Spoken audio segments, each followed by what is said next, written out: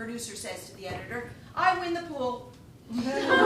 She has no idea what remote mic means. You were peeking, Neale. Remote mic means remote microphone. We heard everything while you were in the bathroom, and we have a tape.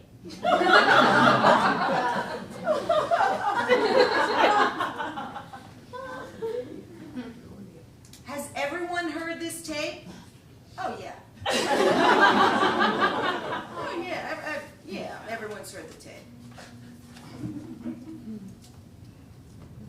Has Joan London heard the tape? Well, she's got her favorite parts. She's only heard it, a few times. Yeah, she's heard it. Neale, we just have one question. What does it mean by the term, "I lost the string"?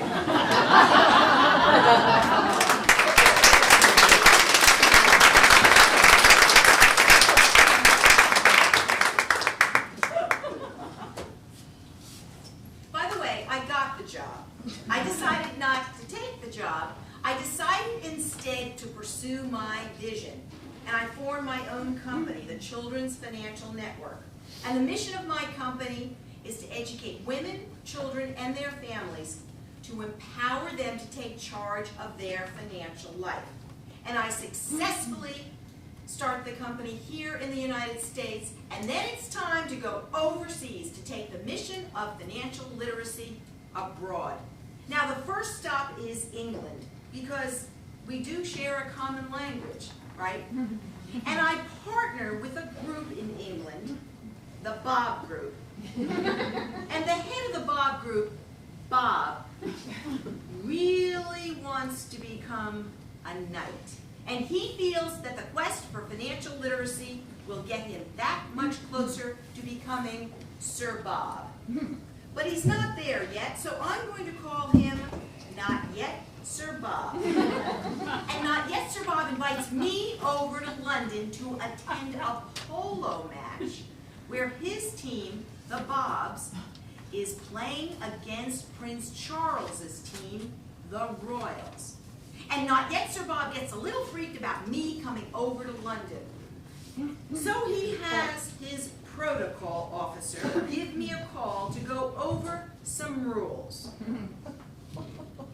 Madam, you know we dress for polo in the United Kingdom. Like we do nude polo? We wear hats and gloves and dresses and heels. They wear heels to a polo match where there's grass and gush and mud. Now, picture this. I'm wearing a dress floral. My heels are squishing in the mud. There are English accents, there's polo, there's Prince Charles, and he wins. And there's going to be a reception right there on the grounds of Windsor Castle. And Not Yet Sir Bob is going to be hosting the reception, and Prince Charles is going to be the guest of honor. Now here's the scene. They put this great big white tent right there on the grounds of Windsor Castle. And I'm in this tent, and I'm kind of milling around with a group of people. And it looks like they're trying to form a receiving line. I get it. I know what's going to happen. They're going to form the receiving line. Prince Charles is going to come in. He's going to walk by, and we're going to say, "Jolly good match, Prince Charles." And then we're going to get on to drinking. And I'm thrilled about that because I am thirsty from pulling my heels out of the mud. Now, Prince Charles comes in, and he stands. And then the group I'm with takes a step back, all except for me, which leaves me out in front. Then Prince Charles takes another friendly step forward, and they take another step back, which leaves me farther out in front. How rude are these people? Don't they see him standing there? He just won the polo match. So I go up and say, Prince Charles, Neale Godfrey, and give him a warm, friendly handshake. And from behind me I hear,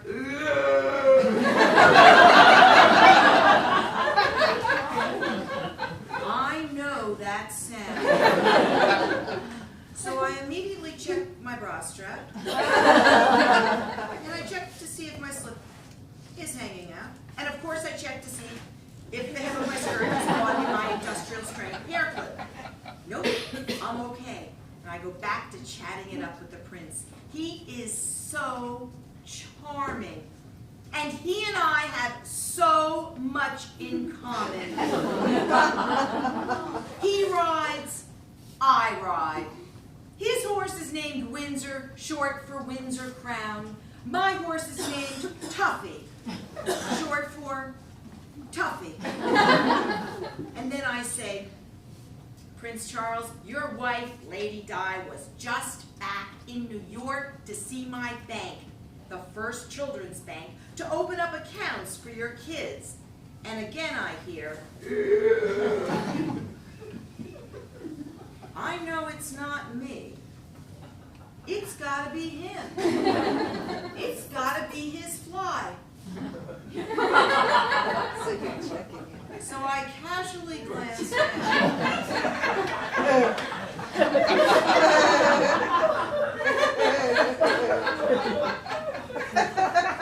It's fine to me. And I go back chatting it up with the prince. And I say, Prince Charles, do you ever get to New York? And he says, yes. Why don't we do lunch the next time you're in the city? Could I have one of your business cards? And again I hear, and he muses about the fact that indeed he does not have business cards. How do people get in touch with you?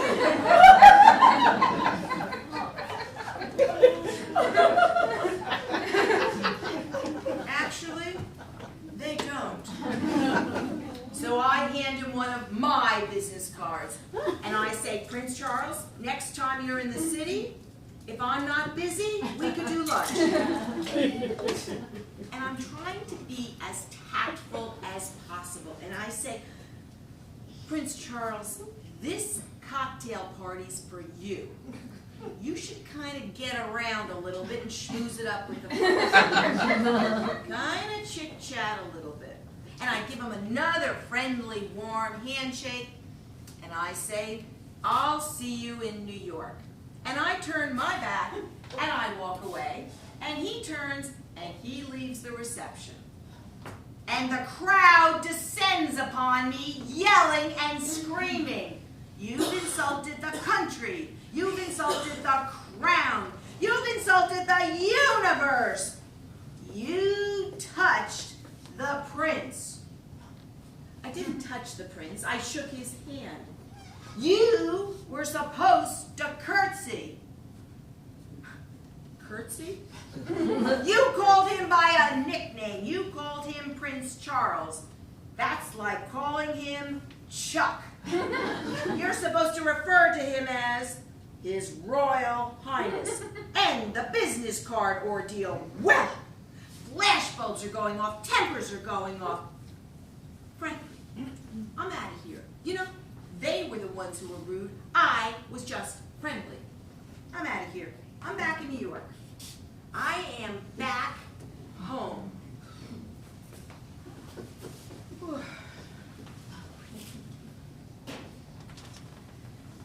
And I get back home before it hits the tabloids in London, where I'm dubbed the blonde who accosted Prince Charles. Now, although I didn't see it in our tabloids here in the United States, but evidently it was also headlines in the National Enquirer. I wonder if Joan London has read about this.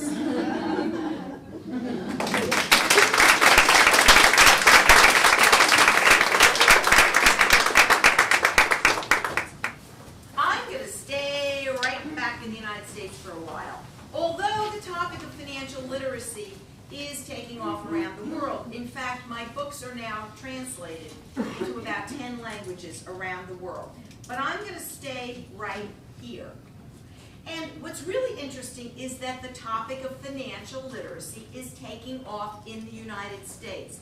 In fact, the Treasury Department of the U.S. government has actually set up an entire department just to deal with financial literacy. And the Secretary of the Treasury is now Paul O'Neill for about a minute. And he invites me down to Washington to meet with his people to discuss financial literacy. Now, one of the things that I'm very proud of is that I've created the first money curriculum in the United States for little kids, for preschool through 9th grade. And my curriculum is in 5,000 classrooms in 48 states. But could you imagine the impact that the U.S. Treasury could have on financial literacy? They could put financial literacy curriculum in every single school in America. In fact, we have 65,000 elementary schools in the United States.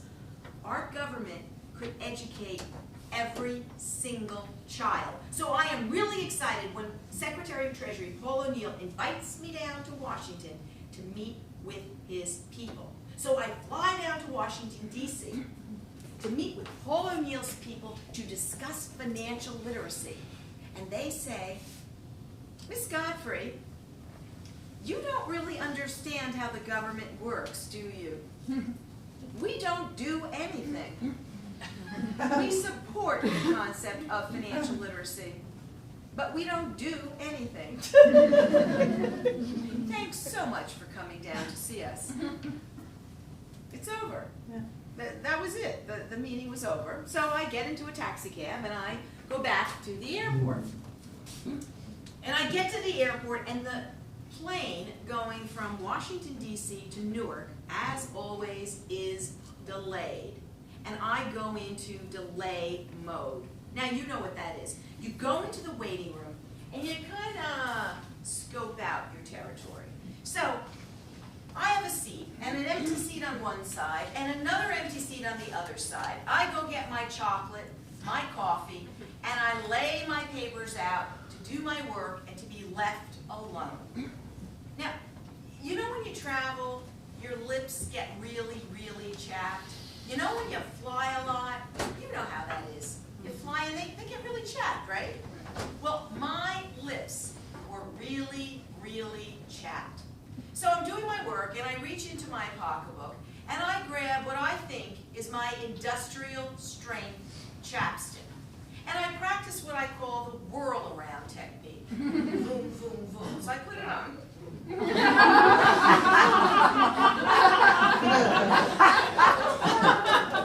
And you know how, like right here in the corners, it gets really chapped in the corners? So I put the chapstick on my lips, like this. And then, you know, right here in the corner, you know, and that's real chapped. Well, they get really chapped.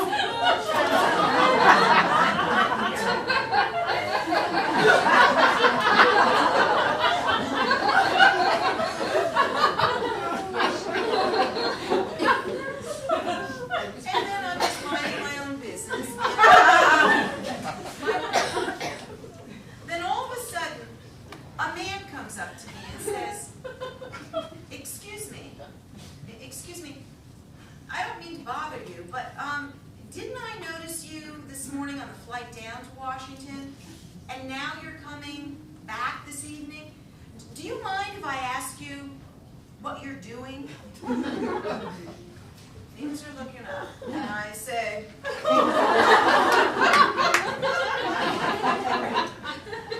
well, you know, Secretary of Treasury, Paul O'Neill, invited me down to Washington to meet with his people to discuss financial literacy. Because you see, I am the expert on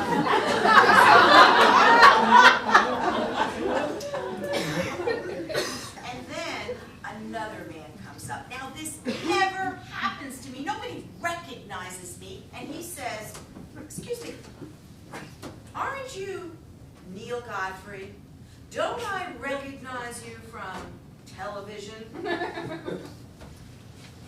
then all of a sudden, two more people come up, and I am holding court. I am in all my glory.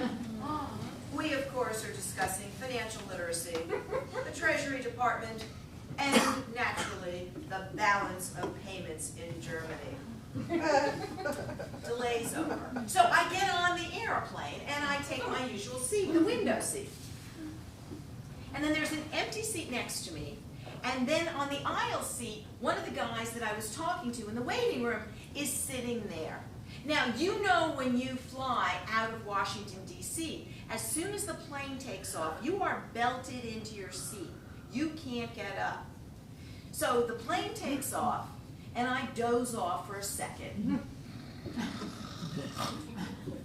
And I wake up, and I just reach into my pocketbook to take my compact and powder my nose and see myself for the first time.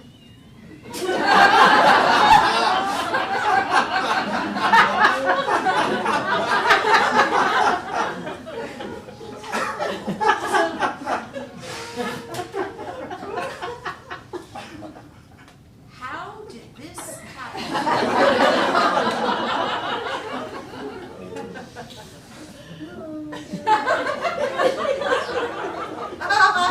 Did you do this to me? Did you draw on my face while I was sleeping?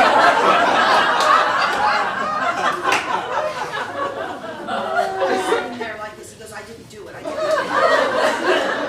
Really? You're a lip rapist. Sitting there, I didn't do it. I didn't do it. You didn't do it? Then who did it? Did someone crawl over you while I was sleeping and draw on my face?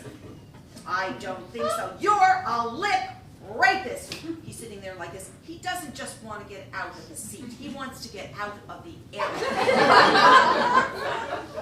You're a lip rapist. I've been violated. I've been violated. So I take my compact and a tissue to clean myself up. I'm incensed.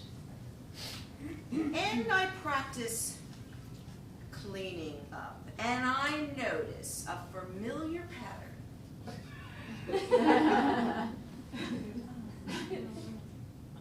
The whirl around him. The edges of my lips. My nose. And then it dawns on me. I did this to myself. How funny is that? I drew on my own face. How funny is that? And I'm trying to share the love. How funny is this? I drew on my own face. Really, really.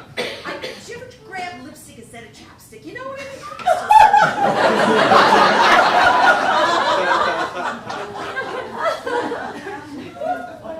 Okay, I mean, let's face it. He just saw a psychotic break. 1 minute, I'm calling him a lip rapist. And the next minute, I'm screaming, laughing. Okay, maybe a little bipolar. But let's just recap. Here I am in the airport. I've just drawn all over myself with bright red lipstick. And I'm holding court as the expert, discussing financial literacy, the Treasury Department, and of course, the balance of payments in Germany. Now, this is the difference between men and women. A woman would say, sweetheart, you went outside the line.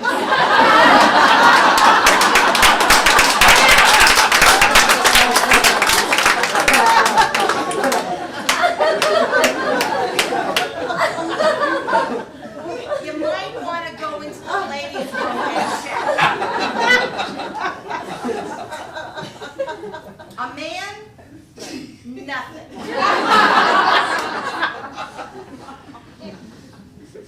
Now, it also just goes to show that if you speak with enough authority, and you establish eye contact and talk with your head cocked to the side, it overrides the bozo the clown look every time.